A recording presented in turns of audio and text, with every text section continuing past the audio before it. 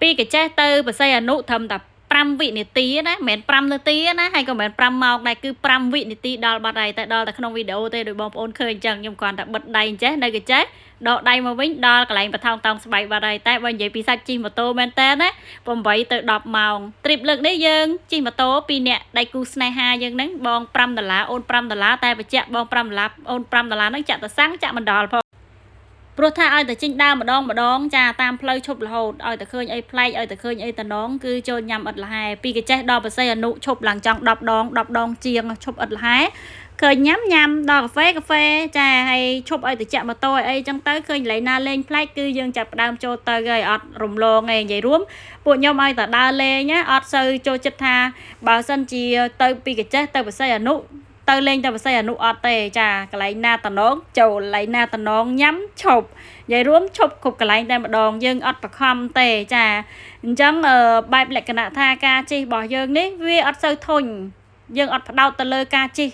សំដៅទៅដល់គោលដៅហ្មងបានយើងឈប់ឯណាចាគឺថាយើងជិះឈប់តាមផ្លូវឈប់ញ៉ាំឈប់អីចឹងទៅអត់ធុញទេជិះយូរម៉ោងមែនប៉ុន្តែអត់មានអារម្មណ៍ថាធុញទេឥឡូវជិះទៅមកផ្លែតទេនៅក្នុងវីដេអូដល់ឡើងនិយាយម៉ៅបាត់ហើយចាចូលអុចធូកអុចអីសុំសេចក្តីសុខអីហើយយើងបន្តដំណើរទៅទៀតបាត់ហើយនៅក្នុងវីដេអូទៅមកផ្លែតទេតែជិះខាងក្រៅវិញចាបងប្អូនដឹងហើយចាតែសុបាយណាតាមផ្លូវមើលទេសភាពស្អាតហើយខ្ញុំទៅនឹងចាប់ផ្ដើម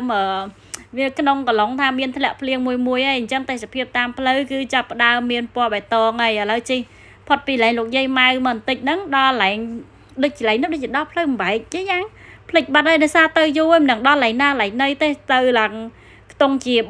3ខែហើយទៅប្រមូលវីដេអូយកមកកាត់មកបញ្ចូលអញ្ចឹងចាភ្លេចហើយកន្លែងណាដែលយើងឈប់អញ្ចឹងណាហើយឥឡូវនេះយើងមកឈប់ទិញតរ៉េនញ៉ាំសិនហើយខ្លួនឯងអ្នកលក់តរ៉េនតែទិញតរ៉េនគេញ៉ាំក៏ពិតញ៉ាំតរ៉េនគេហ្នឹងដោយសារតែពេលហ្នឹងខ្ញុំទៅតរ៉េនខ្ញុំលក់នោះអត់ទាន់ដល់ទេ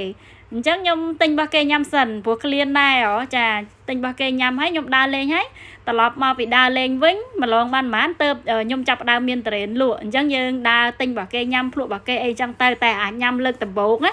កាលពីឆ្នាំទៅយើងមិនលក់តរ៉េនហើយយើងឈប់លក់យើងអត់ញ៉ាំរហូតដល់មកដល់ថ្ងៃហ្នឹងទៅឲ្យញ៉ាំលើកទី1ចា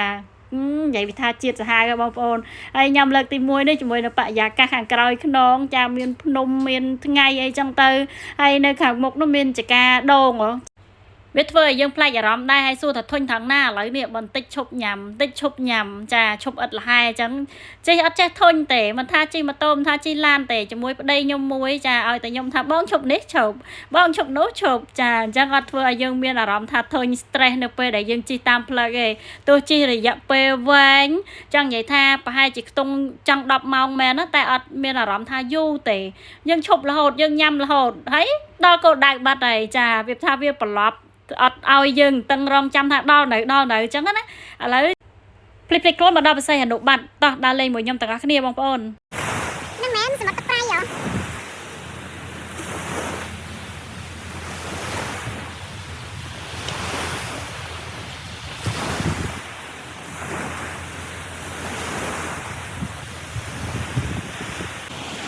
ពេលហើយដៃគូថៃបងប្អូនញាក់វិញផ្លូវញាក់ជីហួរផ្លូវ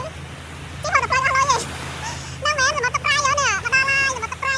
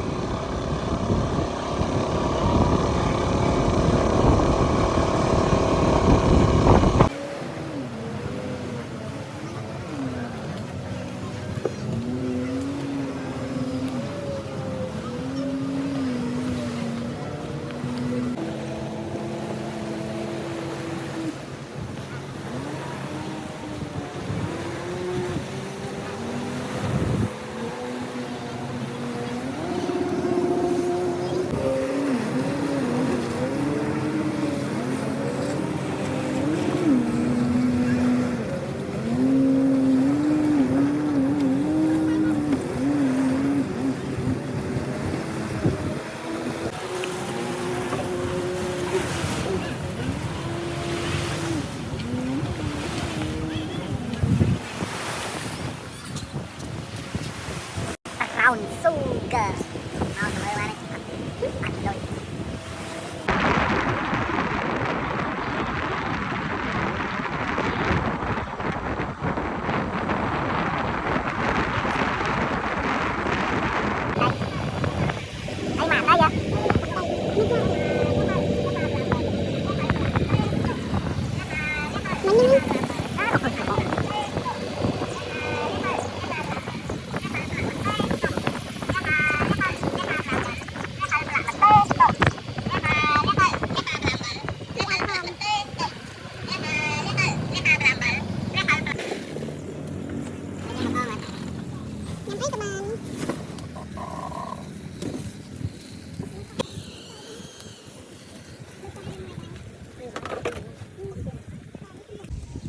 មកទៅមើលបានអត់លុយ ពីមើល8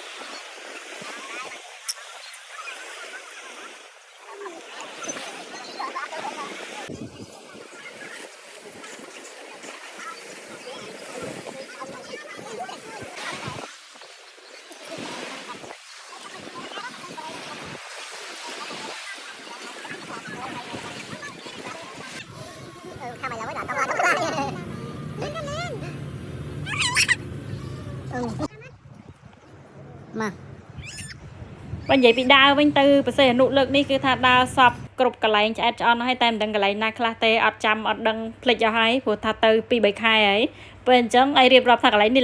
ភ្លេចហើយតែកន្លែងនេះលេងញ៉ាំប៊ូហ្វេកន្លែងហ្នឹងគឺសមុទ្រស្រស់ៗហ่าបងប្អូនសំបីតែបកងបកាក្តាមគេគឺសុទ្ធតែរស់ទាំងអស់តែម្ដងគេដាក់ក្នុងទូអុកស៊ីហ្សែនហើយបានគេយកមកចាក់កន្លែងគេចាក់ម្ហូបហ្នឹងគឺសុទ្ធតែរស់វើកតែម្ដងញ៉ាំទៅសាច់គ្រឿងសមុទ្រគេផ្អែមស្វិតឆ្ងាញ់ណា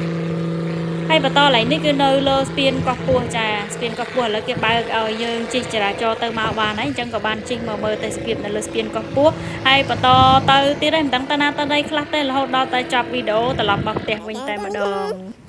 តែប្លង់កន្លែងនេះប្តីខ្ញុំថាឲ្យខ្ញុំឡើងលើដើមដូងទៅឡើងថតលើដើមដូងចាគេក៏ប៉ុន្តែដើមដូងនេះគេមានដំដេកគោល